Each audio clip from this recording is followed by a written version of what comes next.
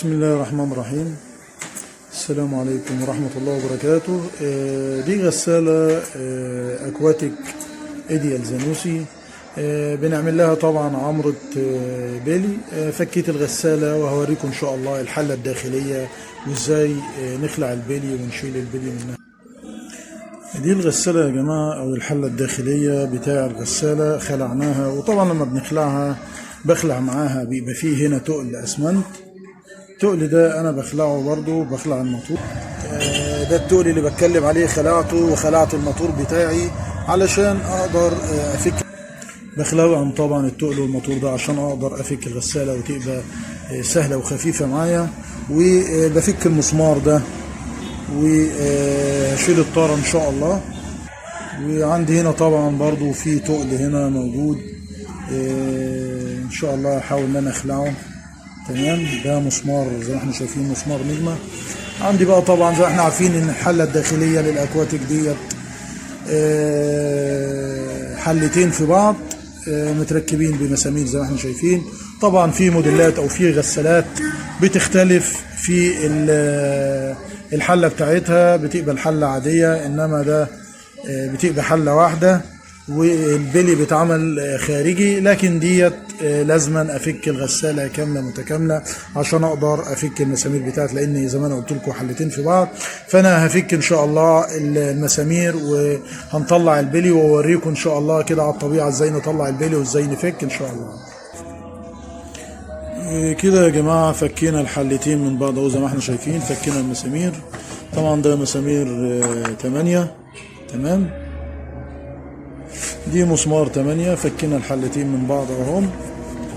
تمام، نحاول ان احنا بقى نطلعهم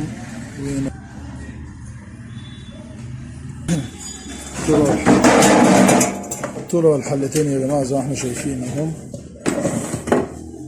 تمام، ادي الحله، ادي الحله الداخليه. تمام، بحاول بقى ان انا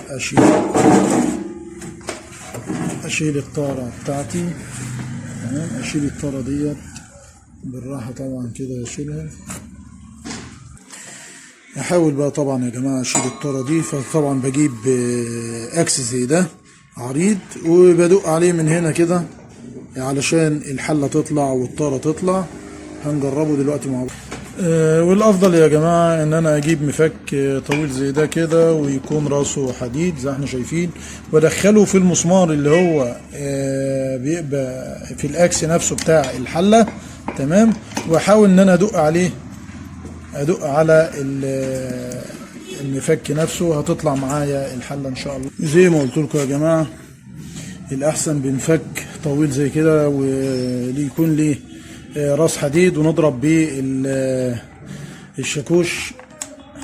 تمام، عليه جامد هيطلع معايا. وكده الحمد لله انا طلعت الحله وطلعت الطاره اللي عندي اهي، طلعت اهي. تمام، طبعا شايفين اهو الألسيه طبعا مصدي يا جماعه، وشكلها بصراحه. والاكس عندي شوفوا عامل ازاي يا جماعه. الاكس طلع بصعوبه طبعا لان انا حطيت عليه زيت بيكن وكده عشان يطلع معايا. فده كده لازم هيتغير البليتين ان شاء الله. وبيجي طبعا الطقم على بعضه السي بتاعه. تمام، وان شاء الله احنا مع بعض هنغير البليتين، نحاول ان احنا نخرج البليتين. طبعا في خروج البليتين الاول بخرج البليه الداخليه.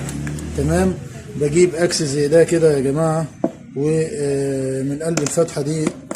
تمام، وبدق عليه جامد، بخبط عليه بالشاكوش جامد عشان يطلع معايا البليه الاولانيه اللي هي البليه اللي بتكون في اتجاه الطاره. تمام، اللي هي الخارجي بنسميها الخارجيه. انما دي اللي تحت الألسيه ده في بليه تانية بنسميها البليه الداخليه اللي في الحله الداخليه. طلعت معايا دلوقتي البليه دي، البليه اللي هي الخارجيه يا جماعه زي ما احنا شايفين عامله ازاي.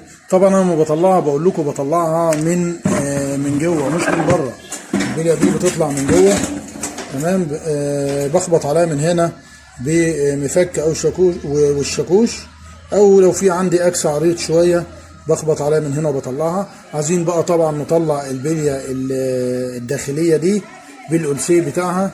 لما بنعوز نطلعها بنطلعها عكس يا جماعه، يعني بنضرب عليها من هنا، تمام، بتطلع البليه دي مع الألسيه كده يا جماعه. طلعت معايا البليه التانيه وطلع معايا الألسيه. فطبعا لازم طبعا هنا قبل ما اركب البلي الجديد لازم انضف مكان البلي القديم كويس، وصنفر بصنفره يا جماعه او بزيت، واشيل كل الوسخ وكل الصدى اللي موجود هنا، عشان لما اركب البلي البلي يكون عندي سهل في تركيبه وما يتعبنيش ولا حاجه ولا تحصل مشاكل. ان شاء الله هوريكم تركيب البلي الجديد ازاي. كده يبقى احنا فكينا الغساله، فكينا الحلتين من بعض، طلعت البلي زي ما قلت لكم البليه الخارجيه عشان نخرجها، بنخرجها من الداخل، بنخبط عليها من جوه الحله الداخليه، والبليه الداخليه بنخبط عليها من الخارج من بره، يعني العكس، الاثنين بيطلعوا عكس بعض. فاحنا ان شاء الله مع بعض في تركيب البليه ان شاء الله. عشان اركب البليه يا جماعه لازم انضف مكان البلي الاول كويس، قماشه كده او سفنجه او كده، وانضف اشيل الريش اللي موجود والتراب والعفار اللي موجود ده عشان يكون على نظافه كده. وعندي هذا الشحم، احاول ان انا علشان تنزل معايا بسهوله احط شحم هنا مكان البليه. طبعا زي ما انا قلت لكم انا عندي بليتين، واحده تحت وواحده فوق، تمام. وانا بحط البليه طبعا ما بحطش البليه كده وادق عليها يا جماعه، لا، اشوف حاجه عريضه او اشوف البليه القديمه او اي بليه عندي ادق بيها علشان ما تجرحليش البلي الجديد ده يا جماعه. اهي دي البليه الجديده اللي انا هسقطها هنا ان شاء الله. بحاول ان انا اجيب ان شاء الله يكون سفنجه زي دي كده، واحطها كده واحط عليها البليه القديمه، واحاول ان انا اخبط عليها. بس وانا بخبط يا جماعه ما اخبطش جامد، يعني ما اخبطش عليها جامد، اخبط بالراحه علشان البليه اللي تحت دي ما تتجرحش معايا، تمام، عشان البليه اللي تحت ما تتجرحش معايا. اهي في كل الاتجاهات كده لغايه ما احس خلاص ان البليه دي سقطت معايا في مكانها بكده تمام. طبعا يا جماعه في حاجه احسن من ان انا ادق بالبليه. انا عامل سنبك زي ده كده عريض، عامله في الورشه ده للبلي مخصوص علشان انا ما بدق يبقى في امان، تمام. فده احسن وانضف وعملي. السنبك ده نحاول ان احنا نعمله ده يبقى حاجه نظيفه واحسن من اي حاجه تانية، تمام. هننزل بقى البليه دي، البليه التانية طبعا يا جماعه هننزلها هنا طبعا، وبننضف مكان البليه برضو التانية.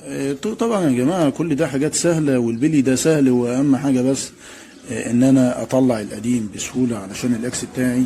وتاني حاجه الجديد ده برضو نفس الوضع، بالراحه كده وانا بدق عليه علشان البلي ما يفرطش مني، تمام. فهي حاجه مش صعبه يعني. انا عندي طبعا البلي ده بتاع الغساله دي 6203، لان دي غساله اكواتيك زانوسي، فالبليه الصغيره 6203 والثانيه برضو نفس الوضع 6203. بحطها مكانها كده ان شاء الله، وبدق عليها زي ما قلت لكم كده بالسنبك اهو، ادق بالسنبك ده عليها ان شاء الله. بس احط طبعا تحتها نقطه شحم كده علشان البليه تنزل بسهوله. عندي خلاص يا جماعه كده تمام، البليه نزلت معايا اهي تمام. واحاول ان انا الفها كده يعني الينها، تمام. بقلب بقى طبعا الحل عندي كده في مكانها مظبوط. لازم اضبط يا جماعه البليه في كل الاتجاهات، يعني ادق عليها في كل الاتجاهات هنا كده، ادق عليها كده من الجنب ده، ادق عليها من الجنب ده، ادق عليها من الجنب ده، من الجنب ده، اتاكد ان هي موزونه معايا علشان ما تعمليش كيرف او بوش في الاكس. هنا بقى طبعا هنركب الألسيه، وبعد ما اركب الألسيه نركب ان شاء الله. وفي حالة يا جماعة ان انا بقى عايز اطلع السخان ده وانضف، في هنا صامولة بتبقى ماسكة هنا، فانا بفك الصامولة دي وبحاول ان انا اطلع السخان عندي، السخان اهو تمام. فانا احاول ان انا اطلع السخان كده بنفك من هنا جامد، بس طبعا احافظ على الحله عشان ما تتكسرش معايا، وبشده كده لبره. تمام زي ما احنا شايفين كده السخان بيطلع معايا اهو اهو كده. السخان يا جماعه طلع معايا.